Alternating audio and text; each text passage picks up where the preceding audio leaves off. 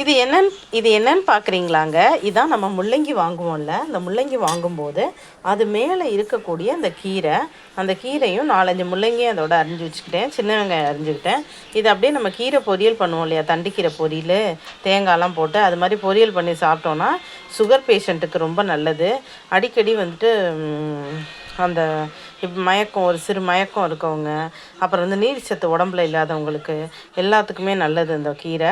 நீங்களும் முள்ளங்கி வாங்கினா அந்த கீரை இருந்தால் வேஸ்ட் பண்ணாமல் சும்மா 4 கீரையாக இருந்தாலும் இப்படி பொரியல் பண்ணி சாப்பிடுங்க. இல்லைன்னா பயத்தம்பருப்பு போட்டு கூட்டு மாதிரி வச்சு சாப்பிடுங்க.